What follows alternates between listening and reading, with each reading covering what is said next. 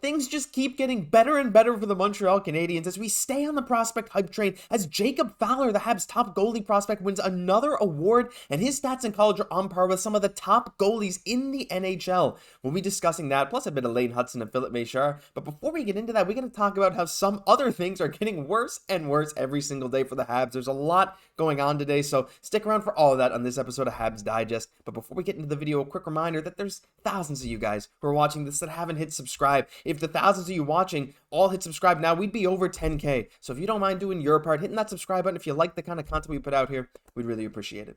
Let's just jump right into the video, not waste any time. And before we get into the things getting better and better, we got to talk about the things that are getting worse and worse. And look, this is not some breaking news, but there was a new thing posted today that I figured I had to bring up. It's an old topic at this point, but it's Josh Anderson. Andy and Rono, they do a lot of stack cards, and Josh Anderson, one is not a good thing in this case. It doesn't mean first place. It means basically in the first percentile, as in one of the worst forwards in the NHL. Straight up one of the worst forwards in the NHL, in the first percentile of offense, in the 11th percentile of defense. Now, yes, he's amazing at drawing penalties in the 99th percentile of that. He has really been good at that.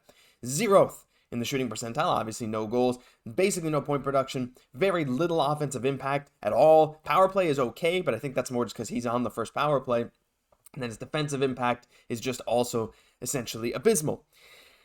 And look, this is not something new. Like, we all know Josh Anderson is struggling, and we've seen the Montreal Canadiens really try and get him going. We've seen him on the top line at times. We've seen him on the first power play, and we've seen him with a guy like Sean Monahan, who so far during his tenure with the Montreal Canadiens has kind of garnered a reputation of being able to lift the guys around him. Look at earlier this year, right? The Brendan Gallagher, Sean Monahan, Tanner Pearson line was really, really killing it, and that was in large part due to Sean Monahan playing well. He had this huge point streak partway through the season, but then that line got split up. We saw Suzuki and Caufield split up to try and get some more production. We saw Slaf go up with Caufield. Gallagher now on the top line with Suzuki and Newhook. Lots of changes as Anderson goes down with Monahan and Pearson. And we thought maybe this could get him going. Maybe him on the power play can get him going. But it's just not working. And it's not just that. I'm going to do something I haven't done in a while. We're going to go back to a little web share here. A nice tweet from Beyond Emmerich, who tweets a lot of the stuff from these press conferences. Sean Monahan, who's been held pointless in the past 6 games, quote, "I don't think I'm being as offensive, and I think I need more touches and have to be better all over the ice. That starts with me for my line." And look, yeah, he's the center. That's kind of what he's expected to do in a lot of ways. But is it any coincidence that since the time that Josh Anderson has moved to Sean Monahan's line, Sean Monahan has seen a huge drought in production? Look, I'm not going to use this as a time to just crap on Josh Anderson this whole video, because realistically, I feel bad doing that. Like, yes, I create Montreal Canadiens content for you guys, and I know a lot of you guys appreciate that, but I always struggle when I feel like I'm judging a player. Like, Josh Anderson, the person, has done nothing wrong, and I see so much hate towards Josh Anderson for not producing for the Habs. And, like, while I understand that he's not living up to his contract, right, I fully understand that, I grasp that. The team, everyone, Josh Anderson himself, all want him to be more productive, to live up to the expectation of when he signed that contract, and it's not working. I totally get that, but I also struggle at the same time to say, me, who's basically never played hockey, judging these guys for their on-ice production. But regardless of all that, if you just look at the numbers and you just look at what's going on, you got to start thinking, like, maybe a change has to happen. Like, is it time to move Josh Anderson off the first power play? I think it is. I think he's just not that kind of guy that fits well in the first power play. He's a guy that works well in a straight line, right? He doesn't necessarily have that passing touch that we would like, of course, according to the stat card, the same thing. So maybe you look on the second power play. Could be something different. Maybe you bring Juraj Slafkovsky up to the top power play and you stick him in front of the net. Or you put him on his one-time side, opposite Cole Caufield, something like that. And as you have Nick Suzuki kind of running the point. I don't know. There's a lot of changes you could make. But I just wanted to bring this to your attention. Like, Josh Anderson's stat card not being good. Sean Monahan, again, this pointless drought coinciding almost perfectly with Josh Anderson moving to his line. He is just snake bit. He's really, really struggling. And I know a lot of you guys are really, really not happy with him as well. So let me know your thoughts on this down in the comments. Like, to what lengths do you think the Montreal Canadiens should go? And again, the coaching staff, management, I'm sure they know more than me. But at the same time, it's like, if he's not producing, he's not producing. A guy like Jesse Ullinen, who has shown that he's able to produce in games, is just, like, he didn't even play in the third period against the Sharks. But Josh Anderson's out there in crunch time, and, like, this kind of stuff. So anyway, let me know down below. I don't want to rant too long, but yeah, it was too crazy of a stat to not show you guys. But let's jump into the second and final topic. And look, let's get on a positive note. If you watched the video yesterday, you know that some Habs prospects over in Russia are really, really playing well. But it's not just over there. The guys in North America are also doing very, very well. And it starts with Jacob Fowler, Lane Hutson, Filip Mesar.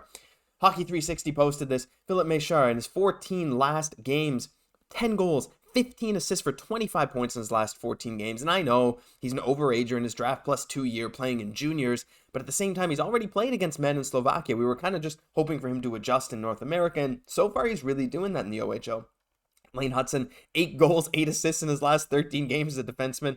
That's just insane. And then Jacob Fowler, who's actually going to be sort of the focus of this, because we talk a lot about Hutson and Mesar, not as much about Fowler. We talk a bit about him, but in his 14 last games, 11, 2, and 1, and he is just completely on fire. He also won Goaltender of the Week for Hockey East, and man, is he ever doing well. So let's focus a bit on Jacob Fowler, and we spoke a little bit yesterday about Yevgeny Volokhin over in Russia having a really, really good time. His stats kind of surpassing NHL greats right now, like Vasilevsky and Shesterkin at the same age in the same league in Russia. But Jacob Fowler has something similar going on. Check this out. In a recent article, they were saying, for his part, he was the 69th pick of the Habs in the last draft. He's 11-2-1 with a 1.98 GAA, 931 save percentage. He stopped 102 of his 104 last shots. But they said, Boston College, the place where he is playing goalie right now, they've produced a number of quality goalies like Thatcher Demko, Joseph Woll, and Spencer Knight just over the last few years. And I was like, well, let's see. How does Jacob Fowler compare to these guys? Well, guess what? I got something to show you guys. Let's jump back into the web view. You're going to like this. We're going to start with Jacob Fowler. And as you can see over here, 931 save percentage, 1.98 GAA. And again, it's just a 14-game sample size. I understand that. But still, extremely, extremely good stats. He is phenomenal. Well, let's jump over to Thatcher Demko. What did he do in college? Well, Boston College, over 3 seasons, 919, 925, 935. What are his goals against average? 2.24, 2.19, 1.88. So far, Jacob Fowler is essentially matching Demko's best and final year in college. And Demko, as we know, is having a phenomenal year this year, 2.18, 925 save percentage. What about Spencer Knight, a guy that's been linked to the Habs before? He's only 22 years old. He was the 13th overall pick in the draft. At Boston College, 931, 932 save percentages with 1.97, 2.18 GAA. And man, he was drafted just before going there after his last season in the USHL. Very similar numbers if you're looking at that. Well, let's start with let's go to Joseph Woll, a guy who has really made a name for himself this year in Toronto. Not just this year, but last year as well. He looks like he could be their goalie of the future. 2.92 GAA this year. At Boston College, his best year was a 2.41 GAA with a 919 save percentage. And again, drafted out of the USHL. So all this to show that Jacob Fowler, and again, I know it's a small sample size, he is holding up compared to some very, very good NHL goalies. Right, Demko has had his ups and downs in his career, but now he's really, we've seen the elite flashes, and he's really, really settling in now to being one of the top goalies in the NHL, at least so far this year, and I don't think there's much argument to be had about that. Spencer Knight, who signed that massive deal with the Panthers, I believe it was over $4 million a year. We've talked about him being linked to the Habs before. Not anymore. That's not going to happen. But Joseph Woll too. And again, I know a lot of you Habs fans don't like the Leafs. Probably you're not sold on Joseph Woll, and that's fair enough. But regardless, he's put up solid numbers in the league, and Jacob Fowler is not far behind these guys, which leads to the question, how is he available? Well, you see Joseph Woll there was a 3rd-round pick, and again, you're drafting out of the USHL. And in the USHL, Jacob Fowler with the Youngstown Phantoms, 2.28 GAA, 921 save percentage. And if you guys remember his draft interview, a lot of people's concerns with Jacob Fowler, at least what it seemed to be from the info that I was able to gather in the offseason around the draft time, people weren't so high because of his weight, right? He was a little bit of a heavier set guy, and that, so what? Honestly, he's 6'1", he's not the tallest guy, he'd be tied for the shortest goalie in the NHL, and he's a little heavier than you expect.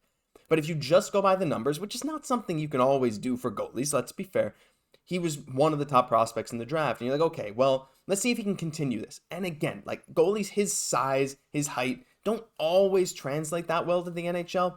But all you got to do is just watch him play, and his positioning is phenomenal. A lot of insiders who look at Fowler say, he has all the tools to be an NHL goalie in the future. And the number one thing with him, and probably the reason the Habs drafted him, is his drive. You watch that draft interview where the Habs are grilling him with questions, and he's just I've been overlooked my whole life. I want to play. I've won at every single level. I want to keep winning, right? All this stuff, and he just shows that he has that fire, that drive. It's showing out in college hockey. And look, before you go, oh, well, it's just college hockey, I understand. Cayden Primeau had phenomenal numbers in college.